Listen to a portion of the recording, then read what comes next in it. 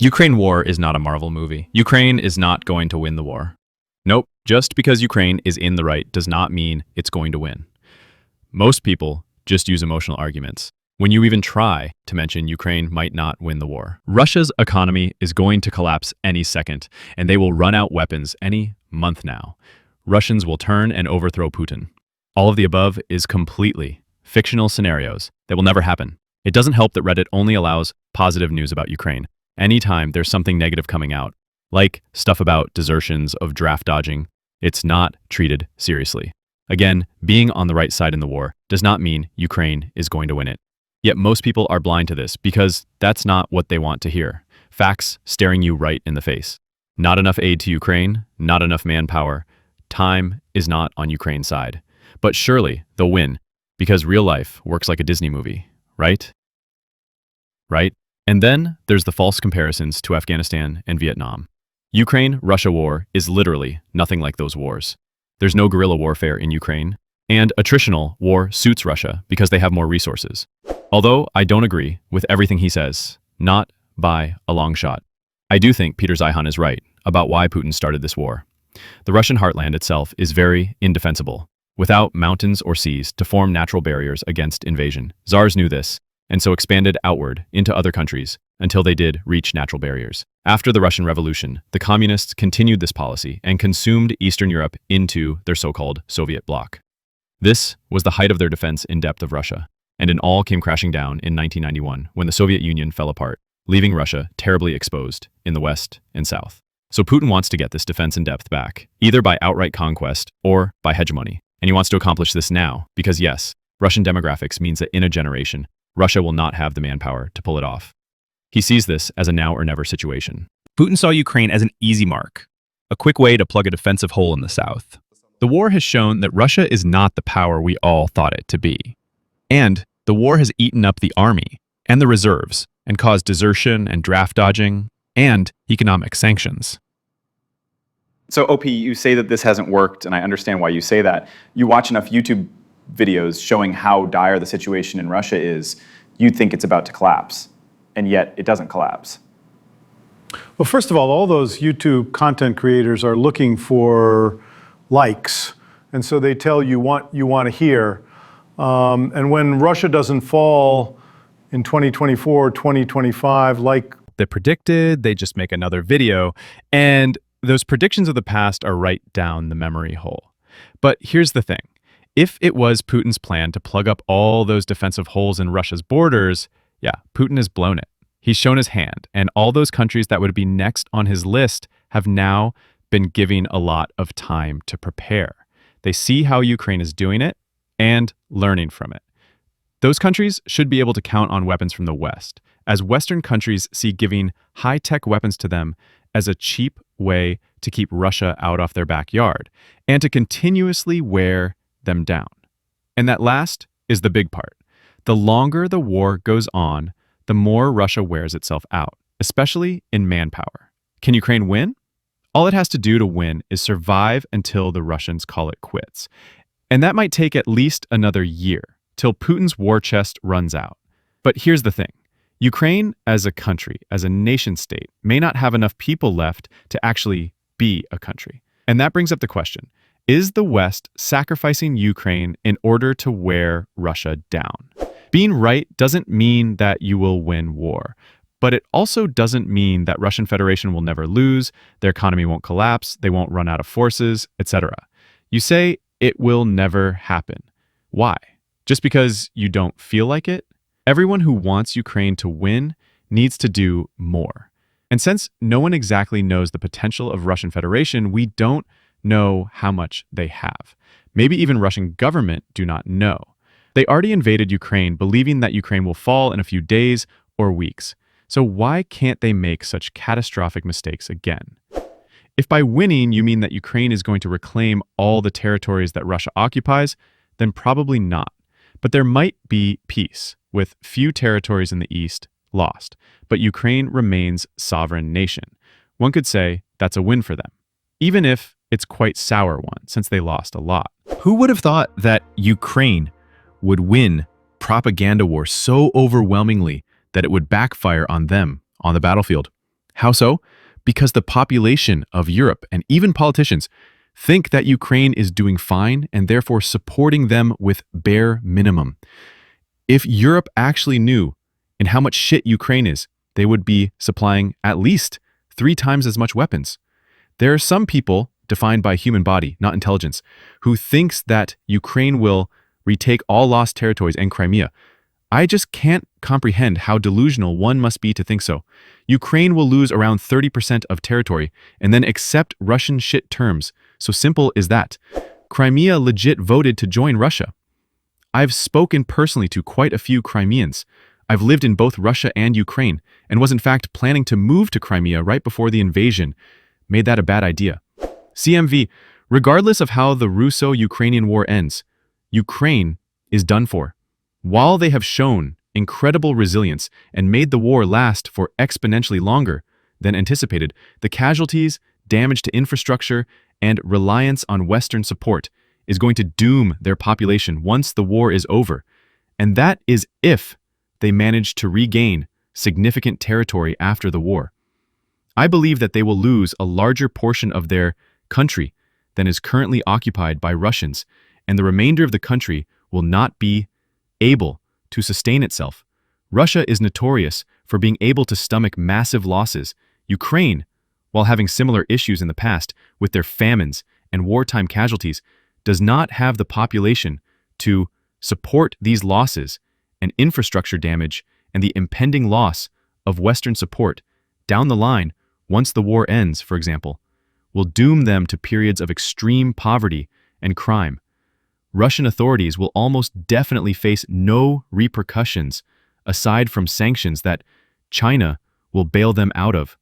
I don't see an outcome where we can unanimously say that Ukraine won the war. They have already lost in terms of how much worse off their country will be. Russia's economy will not collapse, like everyone is saying. Putin will not face repercussions, and Russian media will undoubtedly frame Ukraine's downfall as a victory over an anti-terrorist nation. The one silver lining for the West and Ukraine is that Russia is now losing favor with ex-Soviet state nations. But in the big picture, once the war is over, it won't take long for their worldview returning to the gas and energy exporter with nukes, not the aggressor it is viewed as now. I would love to try to shift your view here, even just in part. While I certainly don't think this war will be good for Ukraine and can't pretend I know how it will end, I think there's reason to be hopeful for that country. Equally, I think there's strong reason to believe that Russia is a whole lot more vulnerable than it looks at a glance. To explain why I suspect both are the case, I'll try to address your view section by section. The casualties, damage to infrastructure, and reliance on Western support is going to doom their population once the war is over.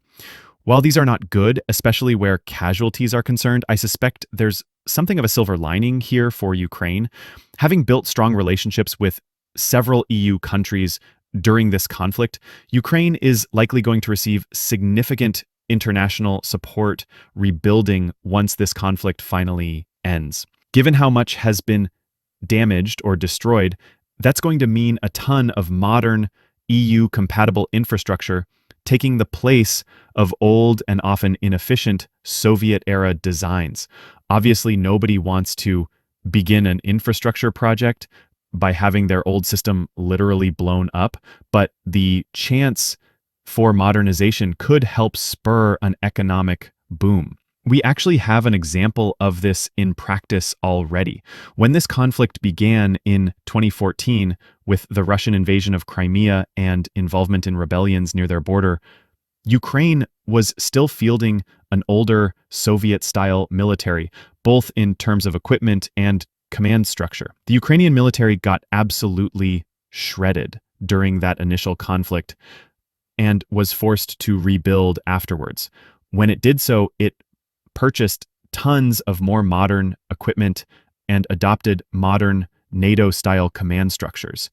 As a result, in less than a decade, the Ukrainian military was able to go from getting eaten alive by Russian proxies to fighting the full weight of the Russian armed forces into a stalemate. I believe that they will lose a larger portion of their country than is currently occupied by Russians, and the remainder of the country will not be able to sustain itself. I don't think this unavoidable.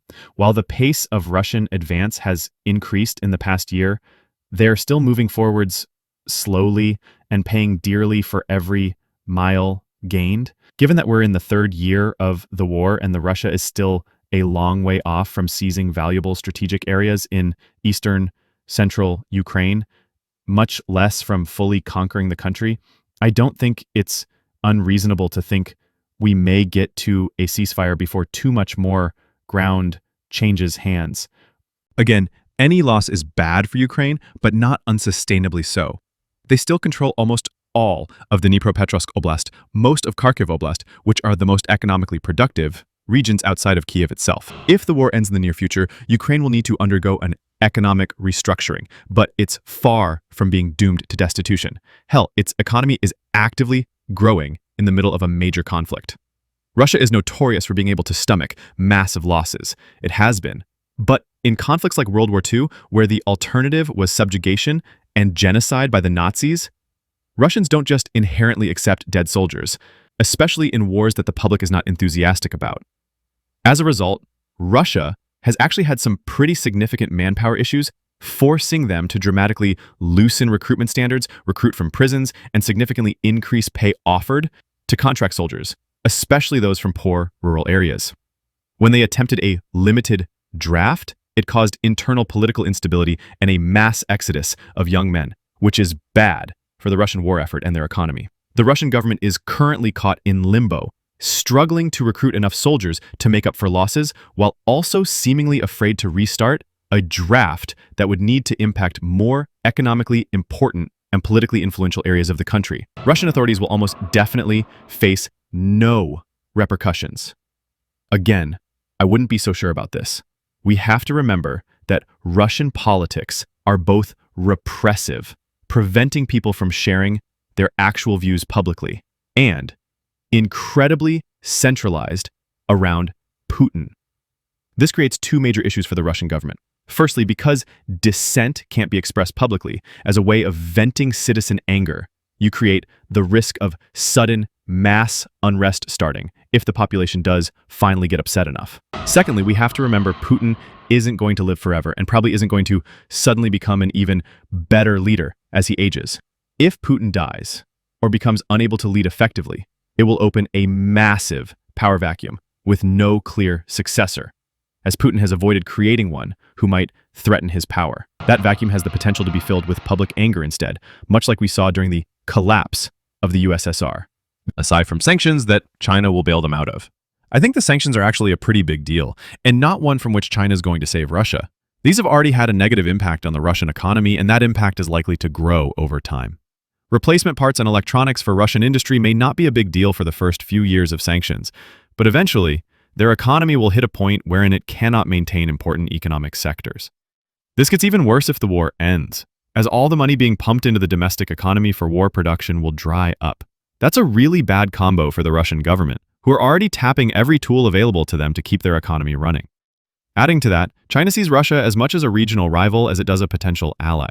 China will absolutely sell Russia military supplies, so long as it benefits them. China will buy Russian oil at a deep discount because it benefits them.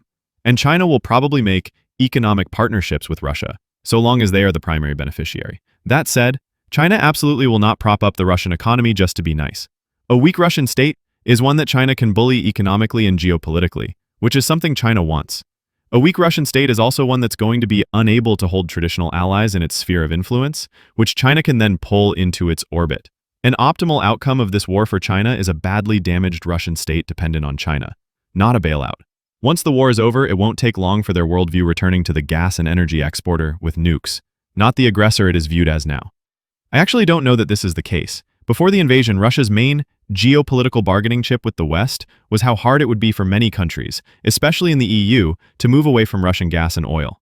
When sanctions went into place, that transition was initially economically painful, but energy supply chains have been able to adjust well since, and consumers have largely grown accustomed to the change in price.